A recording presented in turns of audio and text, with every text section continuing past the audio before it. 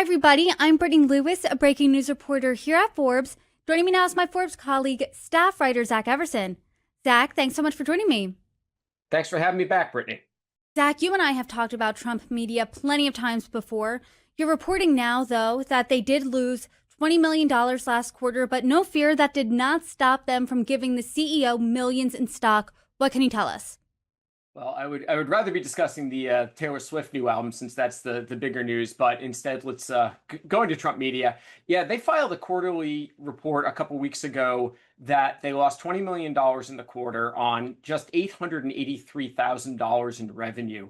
To give you some perspective, that is about how much an average mall-based Chick-fil-A brings in the course of a quarter. Not one of those standalone Chick-fil-A's. They do better than that. Just one of the mall's ones. So not great. But Devin Nunes, and according to a filing the company made a few days after that, was given 348,000 restricted stock units. Now, what those are units that he can then exchange for shares of the company on a 1-to-1 ratio. And he needs to be with the company over the next 3 years to get all of them. He will get them in equal installments. So, that was a nice little $4.9 million based on Friday's close. For a company that's not doing all that great on the balance sheet, although it has launched several new products and gone in some interesting ways in the recent months. That really sounds like a carrot that Trump media is giving Devin Nunes, right? Stay here for 3 years at least, then you can cash out on the stock, make millions. I'm curious if his performance reflects these millions. How has his tenure been going at Trump media rather? Is he qualified to be getting this much stock? When you've got the opportunity to lock up Devin Nunes for the long term, you take that opportunity.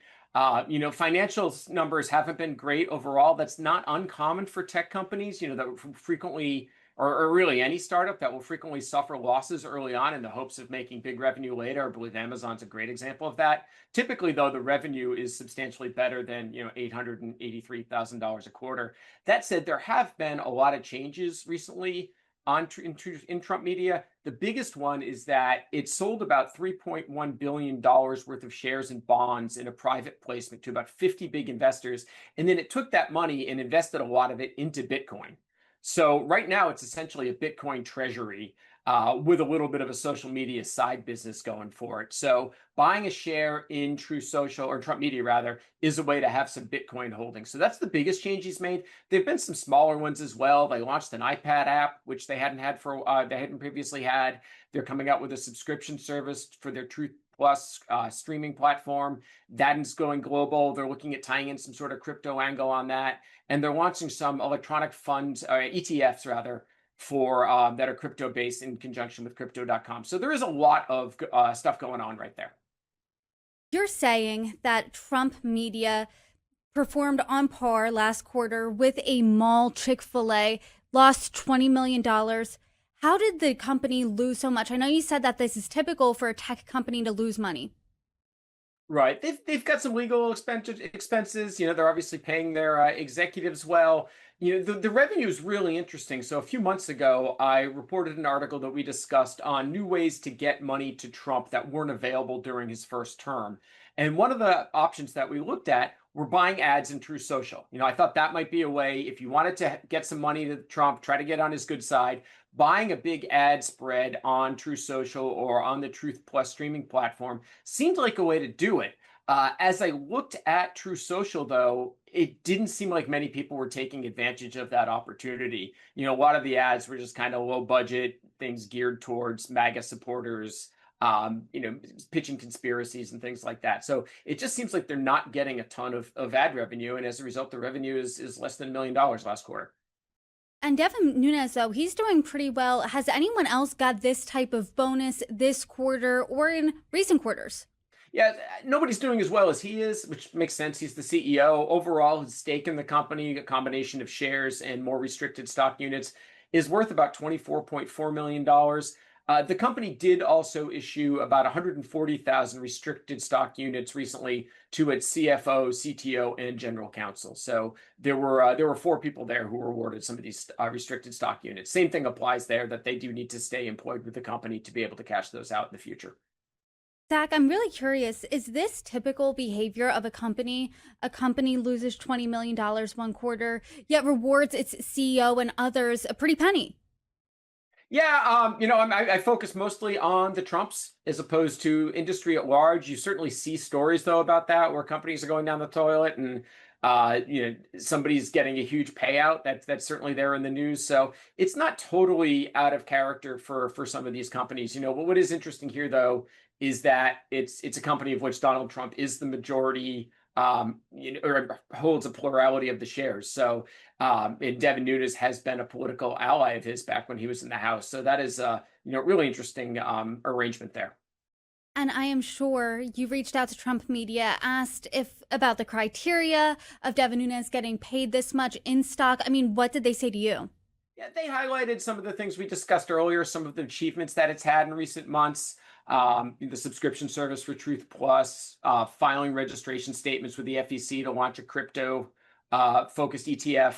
They also said that it had its first quarter of positive operating cash flow, but they wouldn't give me any of the specific criteria that Nunes was supposed to meet. Now, according to the performance plan, which is also they filed with the SEC, there's about 33 different criteria that the board's compensation committee can look at when determining a executive's stock award. So it could be anything from like the stock price, merger achievements, different project completions. So there's really a wide variety of things that could be responsible for Nunes to get this.